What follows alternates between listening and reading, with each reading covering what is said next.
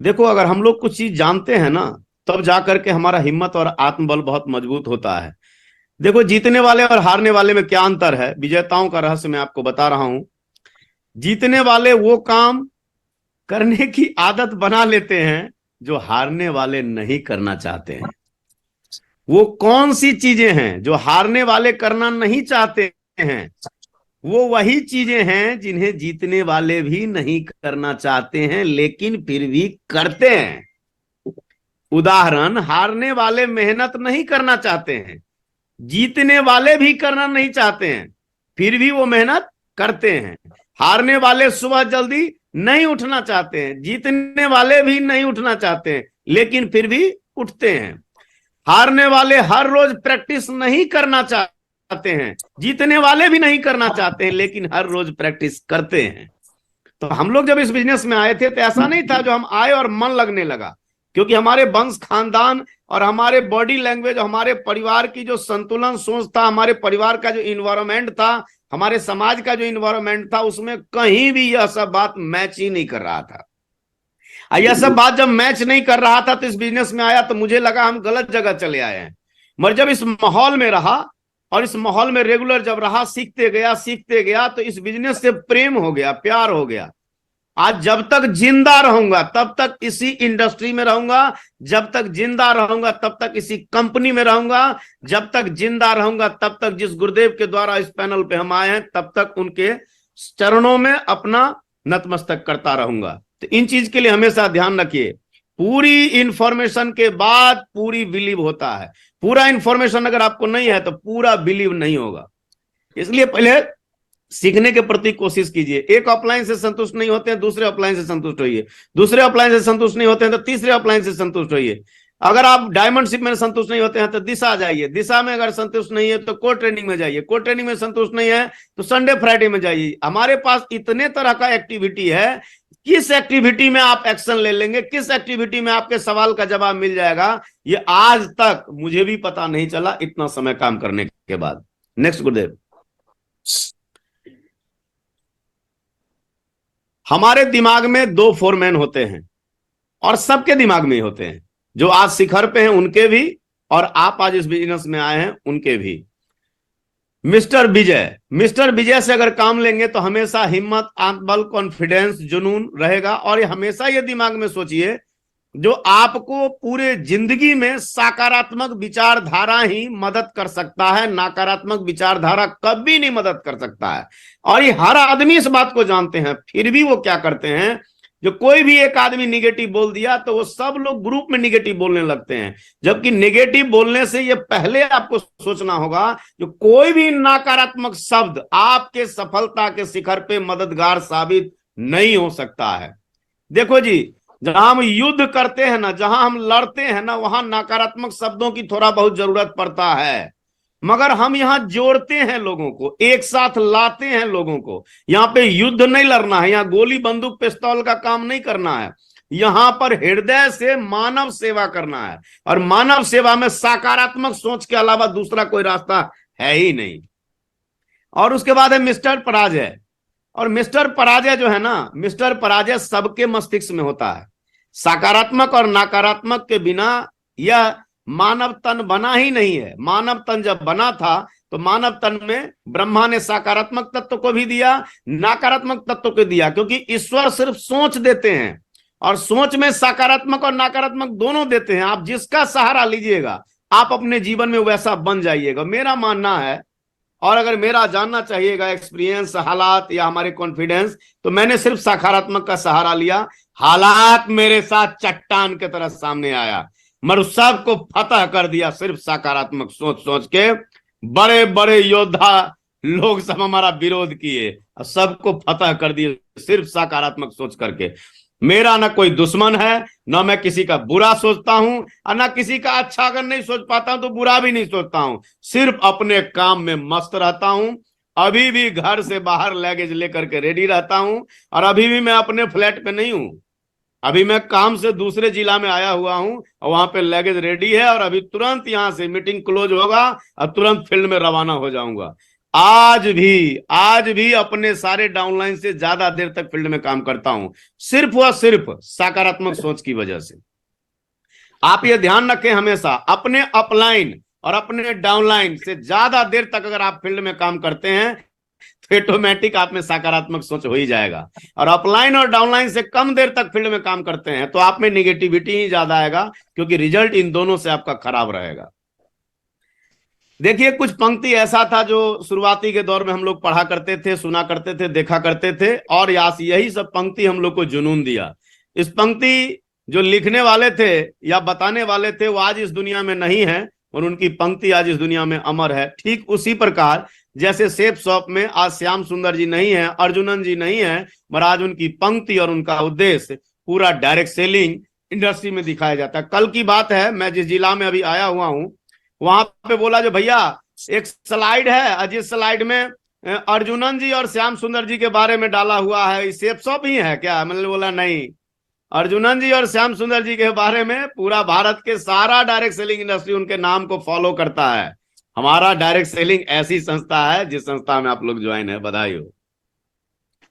तो जो सपने देखने की हिम्मत रखते हैं वो पूरी दुनिया जीत सकते हैं। बस इसी विचारधारा को हम लोग सकारात्मक के रूप में हृदय में समा लिया और परिणाम आपके सामने है। उसके बाद है शॉर्ट टर्म, मिडिल टर्म और लॉन्ग टर्म। हम जब इस बिजनेस में आते हैं तो तुरंत बड़ा बड़ा सपना देखने लगते हैं, और तुरंत जो बड़ा बड़ा सपना देखने लगते हैं ना, इसीलिए हमें काम छोड़ने की इच्छा बन जाता है। अगर आप शॉर्ट टर्म, आपका जो 4 से 5-6 महीना हुआ है, तो 4-5-6 महीना में अपने अपलाइन के पास बैठिए और डिस्कस कीजिए कि भैया 4 से 5-6 महीना में क्या क्या अचीव किया जा सकता है। तो घड़ी, चश्मा, मोबाइल और बाइक, घड़ी, चश्मा, मोबाइल और बाइक और लैपटॉप, ये सब चीजें अचीव किया जा सकता है।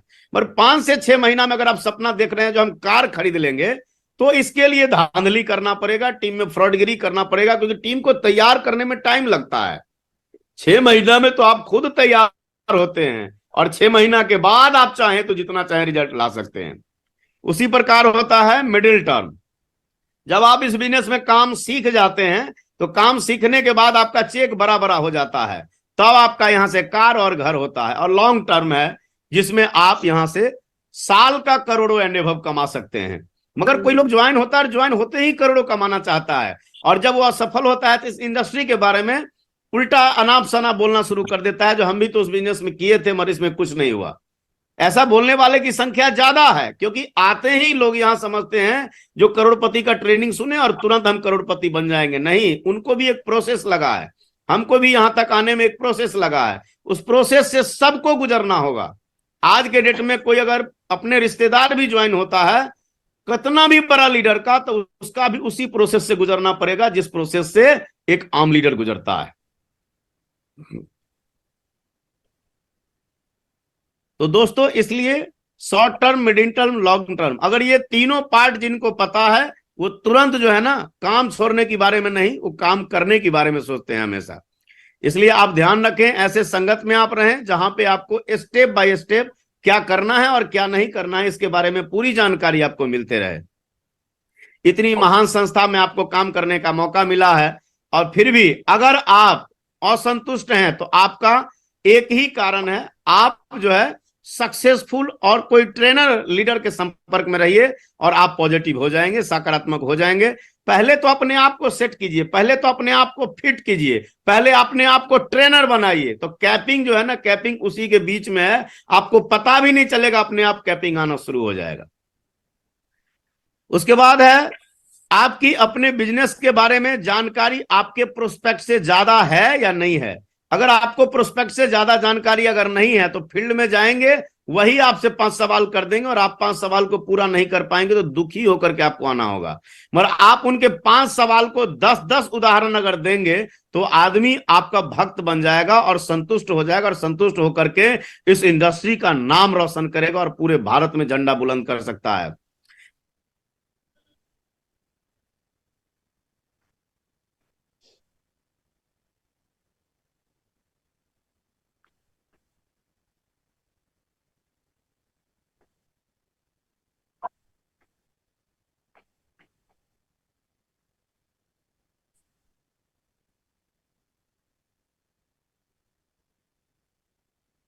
अपने आप को और बात करो 1 मिनट के लिए। मैं नवज्योति बस से कम 10 साल तक घसीट के ले जाएंगे। तो इन चीजों को आप ध्यान रखिएगा, क्योंकि मैंने 25 महीना में फर्स्ट आईडी पर जब कैपिंग लिया था तो हम एक्शन जोन वाले अपलाइन के संगत में थे, क्योंकि आपके अपलाइन के सीरीज में 1-2 अपलाइन नहीं होते हैं, आपके अपलाइन के सीरीज में दर्जनों अपलाइन होते हैं।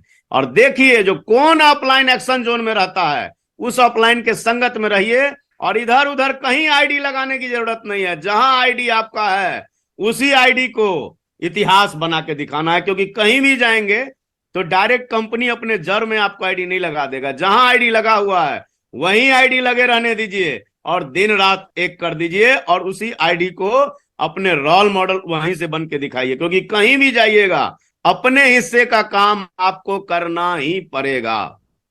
और ये सब जो है प्रोस्पेक्ट से ज्यादा नॉलेज आपके पास होना चाहिए। और एक्शन जोन वाले अपलाइन के संगत में आप रहिए, टाइम पास वाले अपलाइन या टाइम पास वाले डाउनलाइन के संगत में मत रहिए। आए तो बेस्ट, नहीं तो नेक्स्ट।